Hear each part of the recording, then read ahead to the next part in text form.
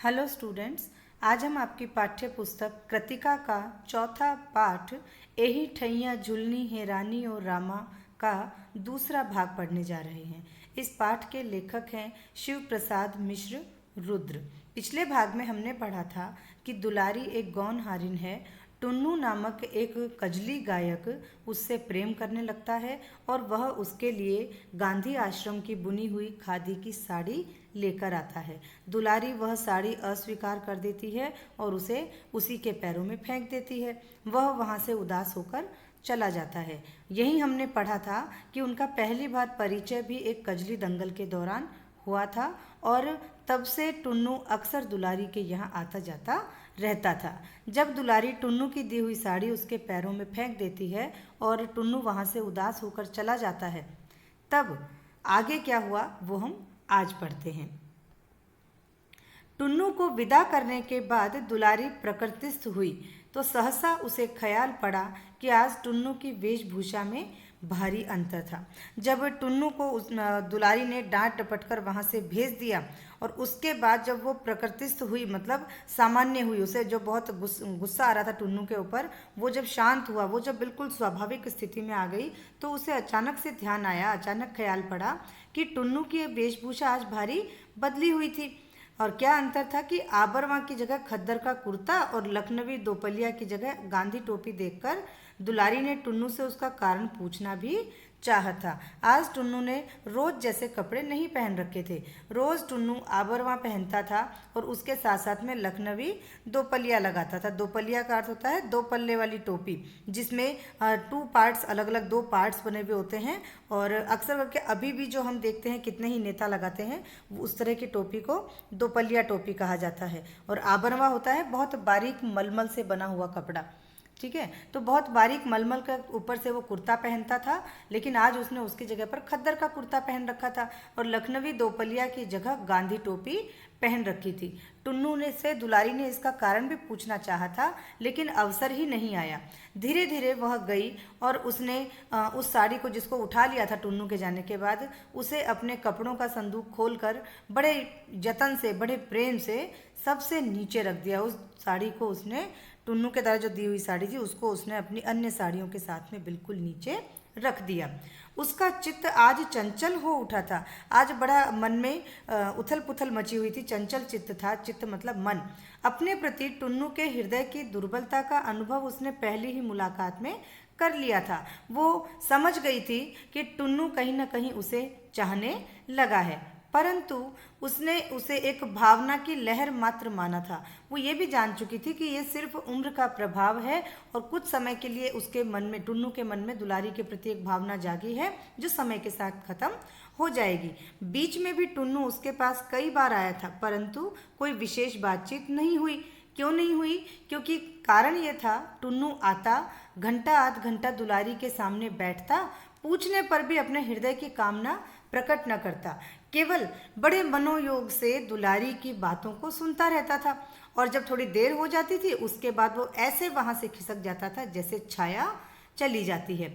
यौवन के अस्ताचल पर खड़ी दुलारी टुन्नू के इस उन्माद पर मन ही मन हंसती थी। यौवन के अस्ताचल पर खड़ी, अस्ताचल होता है ढलता हुआ, उतार पर। अब जो जिसकी जवानी लगभग खत्म हो चुकी थी, जो जवानी के उतार पर थी, ऐसी दुलारी जवान होते हुए टुन्नू के मन में उसके प्रति प्रेम को, उसके प्रति नशे को देखकर मन ही मन में हंसती थी। परंतु आज उसे उस कृशकाय और कच्ची उम्र के पांडुमुख बालक टुन्नू पर करुणा हो आई। जब उसने टुन्नू को डांट डपट कर वहां से भगा दिया, तो आज उसे उस कृशकाय, कृशकाय का अर्थ होता है दुबले पतले शरीर वाला, और कच्ची उम्र जो कि अभी किशोरावस्था में ही चल रहा था, उस उम्र के और पांडु मुख, बहुत ही कमजोर मुख के बालक टुन्नू पर उसे बड़ी दया आ रही थी। अब दुलारी को यह समझने में देर न लगी कि उसके शरीर के प्रति टुन्नू के मन में कोई लोभ नहीं है। वह जिस वस्तु पर आसक्त है उसका संबंध शरीर से नहीं, आत्मा से है। वो समझ चुकी थी कि टुन्नू को उसके शरीर से कोई मोह नहीं है। टुन्नू तो उसकी कला से और उसके भावनाओं से प्रेम करता है, या उसकी कला से टुन्नू को बड़ा प्रेम है, और इसीलिए वो वहाँ पर आ जाता है। तो वो समझ गई थी कि टुन्नू उसके शरीर से नहीं, उसकी आत्मा से लगाव रखता है।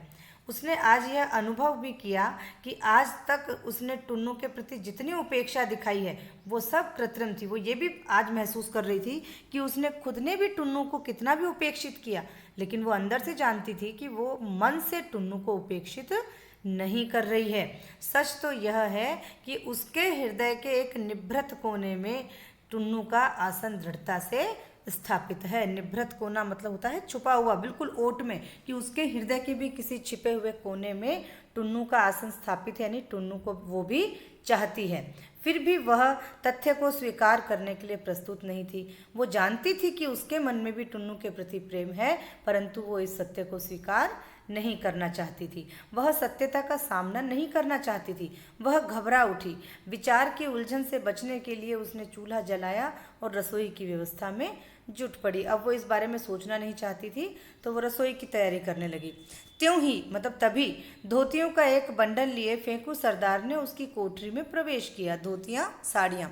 फेंकू सरदार, जो अपने आप को दुलारी का मालिक मानता था, वह एक बंडल लेकर आया जिसमें कुछ साड़ियाँ थी। दुलारी ने धोतियों का बंडल देखकर वहां से दृष्टि फेर ली। वो उन साड़ियों को देखना भी नहीं चाहती थी।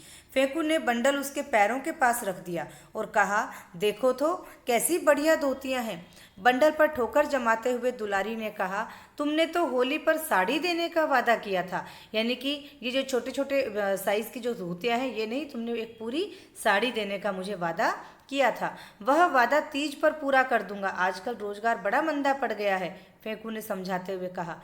दुलारी फेंकू को कुछ उत्तर देना ही चाहती थी कि जलाने के लिए विदेशी वस्त्रों का संग्रह करता हुआ देश के दीवानों का दल भैरवनाथ की सकड़ी गली में घुसा और भारत जननी तेरी जय हो गीत की ध्वनि से उभय पार्श्व में खड़ी इमारतों की प्रत्येक कोठरी गूंज गई। दुलारी फेंकू सरदार से कुछ कहना ही चाहती थी। इसी बीच में उसने एक आवाज़ सुनी जिसमें कि भारत माँ की जयकार लगाई जा रही थी, जय जयकार की जा रही थी, और विदेशी वस्त्रों का संग्रह करके उन्हें जलाने के लिए, विदेशी वस्त्रों की होली जलाने के लिए एक देशभक्तों का, देश के दीवानों का समूह था जो कि भैरवनाथ की सकड़ी गली में घुसा था। और ये भैरवनाथ की सकड़ी गली थी वह गली जिसमें दुलारी का घर था। तो उसमें जब वो जय जयकार कर रहा था तो उस गली के दोनों तरफ, उभय पार्श्व मतलब दोनों तरफ खड़ी इमारतों में से प्रत्येक इमारत की कोठरी गूंज गई। हर इमारत के हर घर में उनकी द्वारा बोली जा रही भारत माँ की जय जयकार चली गई। एक बड़ी सी चादर फैलाकर 4 व्यक्तियों ने उसके 4 कोनों को बड़ी मजबूती से पकड़ रखा था और उसी पर खिड़कियों से धोती, साड़ी, कमीज, कुर्ता, टोपी आदि की वर्षा हो रही थी। अचानक दुलारी ने भी अपनी खिड़की खोली और मैनचेस्टर तथा लंकाशायर की मिलों की बनी बारीक सूत की मलमल किनारे वाली नई कोरी धोतियों का बंडल नीचे फैली चादर पर फेंक दिया। दुलारी ने तुरंत फेंकू सरदार के द्वारा लाया गया जो बंडल था, जिसमें कि बारीक मलमल से बनी हुई, बारीक सूत से मखमल की तरह जो साड़ियाँ थी वो बनी हुई थी और मखमली किनारी उन पर लगी हुई थी, मैनचेस्टर और लंकाशायर आदि मिलों से वो बनी हुई थी। ऐसी साड़ियों को देख करके दुलारी ने उसे उठाया और उस बंडल को उस चादर पर फेंक दिया, जो चादर नीचे 4 लोग फैलाकर घूम रहे थे। चादर संभालने वाले चारों व्यक्तियों की आंखें एक साथ खिड़की की ओर उठ गई। कारण ये था कि अब तक जितने भी वस्त्रों का संग्रह किया हुआ था वे अधिकांश फटे पुराने थे, परंतु यह जो नया बंडल गिरा था उसकी धोतियों की तो तह भी खोली नहीं गई थी। चारों व्यक्तियों के साथ जुलूस में शामिल सब लोगों की आंखें बंडल फेंकने वाले की तलाश खिड़की में करने लगी। सभी लोगों को बड़ा आश्चर्य हुआ कि ऐसा नया का नया कपड़ों का बंडल किसने फेंका है, परंतु खिड़की पुनः धड़ाके से बंद हो गई और जुलूस आगे बढ़ गया। जुलूस में सबसे पीछे जाने वाली खुफिया पुलिस के रिपोर्टर अली सगीर ने भी यह दृश्य देखा। ये अली सगीर अंग्रेजी पुलिस का रिपोर्टर था, उसका मुखबिर था। उसने भी देखा कि ये जो विदेशी वस्त्रों का संग्रह किया जा रहा है इसमें नए के नए कपड़ों को एक खिड़की से फेंक दिया गया है। उसने फर्राटी मूछों पर हाथ फेरते हुए सजग नेत्रों से मकान का नंबर दिमाग में नोट कर लिया। फर्राटी मूछें मतलब जो फैली हुई जो बड़ी बड़ी मूछें थी उस पर उसने अपना हाथ फेरा और आंखों से दिमाग में उस मकान का नंबर नोट कर लिया जिस मकान की खिड़की से वो साड़ियाँ फेंकी गई थी। इतने में ही ऊपर की खिड़की का एक पल्ला फिर से खुला और तुरंत ही पुनः धड़ाके से बंद भी हो गया। परंतु इसी बीच अली सगीर ने देख लिया था कि किवाड़ दुलारी ने तो खोला था और एक पुरुष ने झटके से उसका हाथ किवाड़ के पल्ले पर से हटा दिया था और दूसरे हाथ से पल्ला बंद कर दिया था। उस पुरुष की आकृति में पुलिस के मुखबिर फेंकू सरदार की उड़ती झलक देखकर पुलिस रिपोर्टर के रोबीले चेहरे पर मुस्कान की क्षीण रेखा क्षण भर के लिए खिंच गई। जब उसने देखा था कि वो पुरुष कौन है, वो फेंकू सरदार है, जो खुद अंग्रेजी पुलिस का मुखबिर है। मुखबिर होता है ऐसा अपराधी जो अपने अपराध को छोड़कर, जो कि पुलिस का खुफिया रिपोर्टर बन जाता है, जो पुलिस को सूचनाएं देने लग जाता है, ऐसा अपराधी मुखबिर कहलाता है। तो अली सगीर ने देख लिया था कि दुलारी का वो हाथ पीछे खींचकर खिड़की बंद करने वाला फेंकू सरदार है। तो उसे एक हल्की सी हंसी आ गई, क्योंकि अब उसके पास फेंकू सरदार की एक शिकायत थी। वो शिकायत ये थी कि वह एक तरफ तो अंग्रेजों का मुखबिर बनता है और दूसरी तरफ वो ऐसे देशभक्तों के साथ रहता है जो देशभक्त नए नए विदेशी कपड़ों को होली में जलाने के लिए दे देते हैं। तो इस प्रकार से उसने वो नोट कर लिया और उसके चेहरे पर हंसी की रेखा आ गई। उसने तनिक हटकर चबूतरे पर बैठे बेनी तमोली के सामने एक दुअन्नी फेंक दी। बेनी तमोली कोई पान बेचने वाला, तमोली होता है पान बेचने वाला। तो किसी पान बेचने वाले के सामने जो वहाँ बैठा हुआ था, उसके सामने दो आने फेंक करके वहाँ से चला गया। और ये 2 आने फेंकना दोनों ही कारण से हो सकता था। एक तो ये कि वहाँ घूमने वाले लोगों को पता न चले कि ये कोई मुखबिर है, और दूसरा ये कि वह उस पान वाले को 2 आने देकर ये इशारा कर गया था कि आगे से इस घर में क्या होता है उस पर तुम्हें निगाह रखनी है। फेंकू सरदार की चौड़ी और पुष्ट पीठ पर शपाशप झाड़ू झाड़ती तथा उसके पीछे पीछे धमाधम सीढ़ियां उतरती दुलारी चिल्लाई, निकल निकल, अब मेरी देहरी डांका तो दांत से तेरी नाक काट लूंगी। देखिए, दुलारी ने फेंकू सरदार के द्वारा लाया गया बंडल विदेशी वस्त्रों की होली जलाने वाला जो समूह था उसमें फेंक दिया था। तो यहाँ पर इस बात पर फेंकू सरदार को बड़ा गुस्सा आया था, और जैसे ही उसने दुलारी पर हाथ उठाया होगा वैसे ही दुलारी ने फेंकू सरदार की चौड़ी पीठ पर झाड़ू लगाई, झाड़ू से उसको मारा और उसे अपने घर से निकालती हुई कहती है कि अब अगर मेरी देहरी डांका, मतलब अगर मेरी दहलीज से बाहर निकला तो मैं दांतों से तेरी नाक काट लूंगी। उत्कट क्रोध से दुलारी के नथने फूल गए थे। उत्कट बहुत ज़्यादा वाला जो क्रोध था उससे दुलारी की नाक फूल गई थी, अधर फड़क रहे थे, होठ फड़फड़ा रहे थे, आंखों से ज्वाला सी निकल रही थी। फेंकू के गली में निकलते ही उसने दरवाज़ा बंद कर लिया। उधर पुलिस रिपोर्टर से आंखें चार होते ही झेंपने के बावजूद लाचार सा होकर फेंकू उसकी ओर बढ़ा और धीरे धीरे दुलारी भी आंगन में लौट गई। जैसे ही फेंकू सरदार मार खाता हुआ दुलारी के घर से बाहर निकला, बाहर पुलिस रिपोर्टर अली सगीर उसे दिखाई दिया। उससे आंखें चार होते ही, मतलब आंखें मिलते से ही वह बड़ा झेंपा और वहां से चल दिया। दुलारी भी अपने घर के आंगन में लौट गई।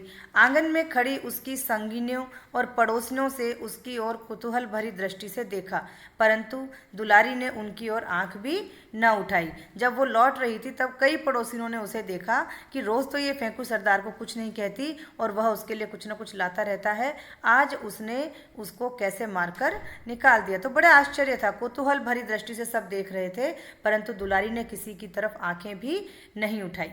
सीढ़ी चढ़कर उपेक्षा से उसने झाड़ू अपनी कोठरी के पास द्वार पर फेंकी और वह अपनी कोठरी में जा घुसी।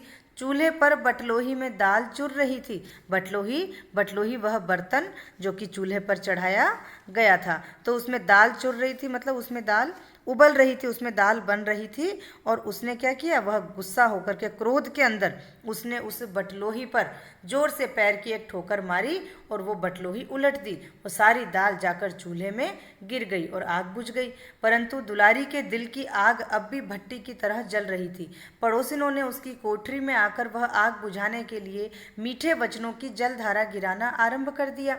पड़ोसी ने उससे मिलने के लिए आई और वो उसी की भाषा में बोल रही थी। कहने का मतलब जैसा दुलारी चाहती थी उसी तरह की बातें वो औरतें वहाँ कर रही थी ताकि दुलारी के क्रोध की आग को शांत किया जा सके। फलस्वरूप वह ठंडी भी होने लगी। दुलारी बोली, तुम ही लोग बताओ, कभी टुन्नू को यहाँ आते देखा है? तभी क्या होता है कि झिंगुर एक लड़के का नाम है। उसकी माँ कहती है, अरे यह तो मैं आधी गंगा में खड़े होकर कह सकती हूँ कि टुन्नू यहाँ कभी नहीं आता। वह ये बात बिल्कुल भूल गई थी कि उसने कुल 2 घंटा पहले ही टुन्नू को दुलारी की कोठरी से निकलते हुए देखा था। उसने अभी देखा था कुछ देर पहले कि टुन्नू दुलारी के यहाँ से गया है, पर इस समय वो दुलारी को मनाना चाहती थी, इसलिए वही बोलना चाहती थी जो दुलारी चाह रही थी। इसलिए उसने कहा कि मैं कमर तक पानी, गंगा के पानी में खड़े होकर के ये कसम खा सकती हूँ कि तुम्हारे यहाँ कभी भी टुन्नू नहीं आता है। झिंगुर की माँ की बात सुनकर अन्य स्त्रियां होठों ही होठों में मुस्कुराई, परंतु किसी ने भी प्रतिवाद नहीं किया, क्रोध नहीं किया। दुलारी पुनः शांत हो चली। इतने में ही कंधे पर जाल डाले 9 वर्ष का एक बालक झिंगुर आंगन में प्रवेश करता है और आते ही उसने ताजा समाचार सुनाया कि टुन्नू महाराज को गोरे सिपाहियों ने मार डाला और लाश भी उठाकर ले गए। और कोई दिन होता तो दुलारी इस समाचार पर हंस पड़ती, टुन्नू को भी 2-4 गालियां सुनाती, परंतु आज ये संवाद सुनकर वह स्तब्ध हो गई, बड़ी आश्चर्यचकित हो गई, स्तब्ध हो गई, बिल्कुल जैसी थी वैसी की वैसी बैठी रह गई। तो बहुत ही स्तब्ध हो गई। उसने ये भी न पूछा कि घटना कहाँ हुई, किस तरह से हुई। कभी किसी बात पर न पसीजने वाला उसका हृदय जो पत्थर हृदय था, वो आज कातर हो उठा। सदैव मरुभूमि की तरह धू धू जलने वाली उसकी आंखों में मेघमाला घिर आई। जो आंखें रेगिस्तान की तपती रेत की तरह जलती रहती थी क्रोध से, उन्हीं आंखों में आज मेघमाला गिर आई मतलब आंसू बरसने लग गए। टुन्नू की मृत्यु का समाचार पाकर दुलारी का रिएक्शन क्या था? उसका रिएक्शन था कि वो स्तब्ध होकर रह गई। स्तब्ध होता है कोई असर ना हो, बिल्कुल आश्चर्यचकित होकर के बिना हिले डुले ऐसे ही बैठ जाना, जिसको आप कह सकते हो कि एक प्रकार से सदमे की स्थिति में आ गई और वह रोने लगी। जिसकी आंखों से कभी आंसू नहीं निकलते थे, उन्हीं आंखों में आज बादल बरस रहे थे। उसने पड़ोसिनों की निगाह से अपने आंसुओं को छिपाने का कोई प्रयास नहीं किया। पड़ोसी ने भी कर्कशा दुलारी के इस हृदय की कोमलता को देखकर दंग रह गई। उसने कोई कोशिश नहीं की कि पड़ोसी औरतें क्या सोचेंगी कि मैं टुन्नू की मृत्यु को लेकर क्यों रो रही हूँ। वह उन्हीं के सामने रोने लगी। यहाँ पर पड़ोसिन जो औरतें थी, उनको भी बड़ा आश्चर्य हो रहा था कि दुलारी तो पत्थर हृदय है, कर्कशा मतलब कड़वा बोलने वाली, कि कटु बोलने वाली दुलारी पत्थर हृदय है, उसका हृदय इतना कोमल कैसे हो गया। उन्हें भी बड़ा आश्चर्य हुआ। उन्होंने दुलारी के इस आचरण को बार बार वनिता सुलभ अभिनय मात्र समझा। वनिता सुलभ अभिनय, वनिता बोलते हैं स्त्री को, वनिता सुलभ स्त्रियों में आसानी से पाया जाने वाला। तो उन्होंने वार वनिता सुलभ, वार वनिता, ये वार नहीं है वार है, वार वनिता सुलभ अभिनय मात्र समझा मतलब जो बार वनिता, बार होता है डांस बार होती है जिससे जहाँ पे नाचने आदि का काम किया जाता है। तो बार वनिता सुलभ यानी कि जो बार की स्त्रियां होती हैं, उनके अंदर जो एक अभिनय करने की आदत होती है, हर बात को वो एक अभिनय से कहती हैं। तो इस प्रकार से जो बार में नाचने वाली स्त्रियां जो अभिनय करती हैं, उन्होंने उसको ऐसा एक अभिनय मात्र समझा। और बिट्टो नाम की जो स्त्री थी, उसने दिल लगी भी की, उसने कुछ मजाक भी किया। तब क्या हुआ कि दुलारी तुरंत कहती है कि मुझे लुका छिपी फूटी आंख नहीं सुहाती, मैंने तो आज तक जो भी कुछ किया है वो सब डंके की चोट पर किया है। दुलारी ने कहा। यहाँ दुलारी सबके सामने स्वीकार कर रही थी कि मैं लुका छिपी पसंद नहीं करती, मैं टुन्नू से प्रेम करती हूँ और मैंने आज तक जो भी किया है वो डंके की चोट पर ही किया है। वह उठी और सबके सामने संदूक खोलकर उसमें से टुन्नू की दी हुई आंसुओं के काले धब्बों से भरी खद्दर की धोती निकाली और उसे पहन लिया। उसने झिंगुर को बुलाकर पूछा, टुन्नू कहाँ मारा गया? झिंगुर ने बताया, टाउन हॉल। और जब वह टाउन हॉल जाने के लिए घर से बाहर निकली तो दरवाजे पर ही पुलिस थाने के मुंशी के साथ फेंकू सरदार ने आकर कहा कि दुलारी को थाने जाना होगा, आज अमन सभा द्वारा आयोजित समारोह में उसे गाना पड़ेगा। जो अंग्रेजों के द्वारा अमन सभा का आयोजन किया गया है, उसमें उसे गाना पड़ेगा। आज हम इतना ही पढ़ेंगे। अब मैं इस पार्ट से रिलेटेड जो 2-3 क्वेश्चंस हैं वो आपको समझा देती हूँ। सबसे पहले तो आज जो हमने पढ़ाया है उसमें से हम पढ़ेंगे सेकंड प्रश्न कि कठोर हृदय समझे जाने वाली दुलारी टुन्नू की मृत्यु पर विचलित क्यों हो उठी। तो देखिए, दुलारी का जो पेशा था वो था नाचने गाने आदि का, और ऐसे पेशे में औरतों के हृदयों के अंदर करुणा, कोमलता आदि नहीं होते हैं और ऐसी औरतें अक्सर मुंह फट होती हैं और किसी के मुंह पर भी दो टूक जवाब देने में पीछे नहीं हटती हैं। लेकिन टुन्नू की मृत्यु का समाचार जब दुलारी को मिला तो उसकी आंखों से आंसू टपकने लगे। इसका कारण क्या रहा होगा? इसका कारण ये रहा कि दुलारी भी कहीं ना कहीं टुन्नू से प्रेम करने लगी थी। उसके हृदय में भी टुन्नू के लिए एक स्थान बन चुका था और वो आज इस बात को जान चुकी थी कि टुन्नू उससे नहीं, उसकी आत्मा से प्रेम करता है। उसके बाद तीसरा प्रश्न है, कजली दंगल जैसी गतिविधियों का आयोजन क्यों हुआ करता होगा और कुछ परंपरागत लोक आयोजनों का उल्लेख कीजिए। कजली दंगल जैसी प्रतियोगिताएं जो हैं, इस प्रकार की गतिविधियां अनेक और भी होती हैं, वो हमारी संस्कृति का अंग हैं और इनका उद्देश्य होता है डेली जो घिसा घिसाया जीवन होता है उस आम जनता के उस संघर्ष भरे जीवन में मनोरंजन करना, ये इसका उद्देश्य होता है ऐसी प्रतियोगिताओं का। कजली गायन भी एक प्रतियोगिता है, एक परंपरा है जिसमें कि गांव के लोग आते हैं और वो कजली गायकों के गायन का आनंद उठाते हैं। इसमें क्या होता है, इसमें दो अलग अलग पक्ष होते हैं, दोनों के बीच में प्रतियोगिताएं होती हैं, पद्य रूप में बातचीत की जाती है और इस बातचीत में, इस वार्तालाप में जो वार्तालाप करने में असफल हो जाता है वही दल हार जाता है।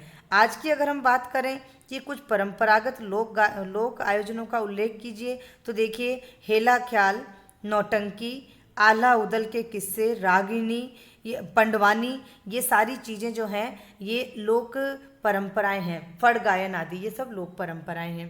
उसके बाद चौथा, पांचवा ये मैं आपको बता चुकी हूँ और छठा भी आपको बता चुकी हूँ। सातवां हम अगले भाग में करेंगे और आज हम करते हैं अभी नवां प्रश्न।